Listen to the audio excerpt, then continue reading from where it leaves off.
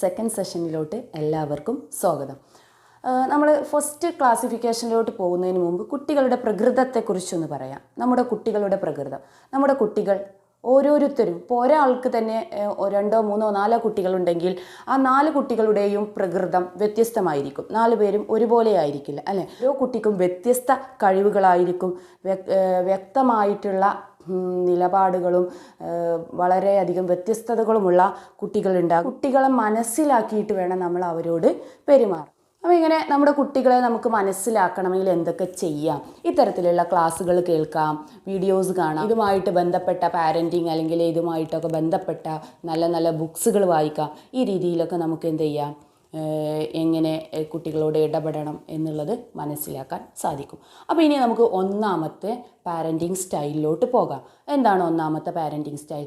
Authoritarian parenting style. എന്താണ് authoritarian parenting style?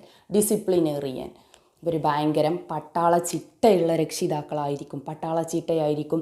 അത് ചെയ്യണം, ഇത് ചെയ്യണം, ഞാൻ പറയുന്നത് മാത്രമേ കേൾക്കാവൂ, വേറെ ഒന്നും ചെയ്യാൻ പറ്റില്ല, ഞാൻ എന്താണോ പറയുന്നത് അത് നീ ആവണം അല്ലേ, ആ വഴി പോയാൽ മതി, ആ ഡ്രസ്സ് ഇട്ടാൽ മതി, ആ ഫുഡ് കഴിച്ചാൽ മതി. കുട്ടികൾക്ക് യാതൊരുവിധ ഇഷ്ടങ്ങളും ഇത്തരത്തിലുള്ള പാരൻസിൽ നിന്നും ഉണ്ടാവില്ല. അവരുടെ ആഗ്രഹങ്ങളൊന്നും നടക്കില്ല.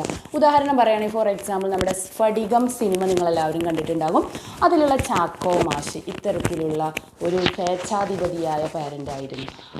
അതിൻ്റെ ഫലമായിട്ട് ആ കുട്ടിയിലുണ്ടായ പ്രശ്നങ്ങൾ നമ്മൾ ആ ഫിലിമിൽ കണ്ടതാണ്. അപ്പോൾ ഇത്തരത്തിലുള്ള രക്ഷിതാക്കൾ ഹൈ എക്സ്പെക്റ്റേഷൻ ആയിരിക്കും കുട്ടികളെക്കുറിച്ച്.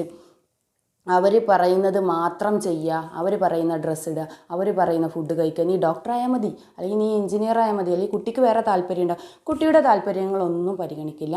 അവരുടെ താല്പര്യങ്ങൾ മാത്രം കുട്ടികളിൽ അടിച്ചേൽപ്പിക്കുന്ന രക്ഷിതാക്കളായിരിക്കും. അപ്പോൾ ഇത്തരത്തിലുള്ള രക്ഷിതാക്കൾക്ക് അവരുടെ കുട്ടികൾക്ക് നെഗറ്റീവായിട്ടുള്ള പല ഇഫക്റ്റും ഉണ്ടാവാൻ ഇത്തരത്തിലുള്ള പാരൻറ്റിങ്ങിലൂടെ സാധ്യമാകുന്നു. അപ്പോൾ നമ്മുടെ കുട്ടികളുടെ ഇഷ്ടം കൂടെ നോക്കണം. ഫുൾ അവരുടെ ഇഷ്ടത്തിന് വിടണം എന്നല്ല, അവരെയും കൂടെ ഇൻവോൾവ് ആയിട്ട് വേണം, അവരോട് കൂടെ ചർച്ച ചെയ്തിട്ട് വേണം അവരുടെ ഓരോ കാര്യങ്ങൾ നമ്മൾ അവർക്ക് ചെയ്തു കൊടുക്കാൻ. ചെറിയ ചെറിയ അനുവദനീയമായ ചർച്ചകൾ മാത്രമേ ഇത്തരത്തിലുള്ള പാരൻസിൽ നിന്ന് കുട്ടികൾക്ക് കിട്ടുകയുള്ളൂ. അതുപോലെ തന്നെ എപ്പോഴും പണിഷ്മെൻറ്റും ശിക്ഷയുമൊക്കെ സാധാരണമായിരിക്കും. കമ്മ്യൂണിക്കേഷൻ എപ്പോഴും 1 വേ ആയിരിക്കും. അങ്ങോട്ട് പറയുക, ഞാൻ അങ്ങോട്ട് പറയും, അത് നീ അനുസരിക്കുക, ഇങ്ങോട്ടൊന്നും പറയണ്ട. അങ്ങനെ ആയിരിക്കും അത്തരത്തിലുള്ള പാരൻസിൻ്റെ ഒരു പെരുമാറ്റം എന്ന് പറയുന്നത്. ചുരുക്കി പറഞ്ഞാൽ കുട്ടികളെ യാതൊരുവിധ പരിഗണനയും അവർക്ക് കൊടുക്കില്ല. അവരുടെ താല്പര്യങ്ങൾക്ക് യാതൊരു പരിഗണനയും കൊടുക്കില്ല. ഞാൻ ടൂർ പോട്ടെ, നീ പോണ്ട, എനിക്ക് ഒരു എന്താ പറയുക, ചിത്രം വരയ്ക്കുന്ന ആളാവണം, അല്ലെങ്കിൽ ഒരു ഡാൻസർ ആവണം, അല്ലെങ്കിൽ ഒരു ആർട്ടിസ്റ്റ് ആവണം, വേണ്ട, നീ ഡോക്ടറായാൽ മതി, നീ കോച്ചിങ്ങിന് പോകണം. അങ്ങനെ അവരെ യാതൊരുവിധ പരിഗണനയും ഇല്ലാതെ അവരുടെ മാനസികവുമായിട്ടുള്ള അവരുടെ താല്പര്യങ്ങളൊന്നും പരിഗണിക്കാത്ത രക്ഷിതാക്കളായിരിക്കും ഇത്തരത്തിലുള്ള സ്വേച്ഛാധിപതികളായ രക്ഷിതാക്കൾ. അപ്പോൾ ഇത്തരത്തിലുള്ള രക്ഷിതാക്കളാവണോ നിങ്ങൾക്ക്? നമ്മൾ രക്ഷിതാക്കളാവുമ്പോൾ നമ്മുടെ കുട്ടികളുടെ നന്മയാണ് ഉദ്ദേശിക്കുന്നത്. അപ്പം നിങ്ങൾക്ക് ഇപ്പോൾ ആലോചിച്ചാൽ മനസ്സിലാവും, ഈ തരത്തിലുള്ള ഈ ഫുള്ളി സ്ട്രിക്റ്റ് ആയിട്ടുള്ള രക്ഷിതാക്കൾ ആവണോ വേണ്ടയോ എന്നുള്ളത് നിങ്ങൾ ആലോചിക്കുക. നിങ്ങൾ ഈ ടൈപ്പാണോ എന്ന് നിങ്ങൾ ഓരോരുത്തരും ചിന്തിക്കുക.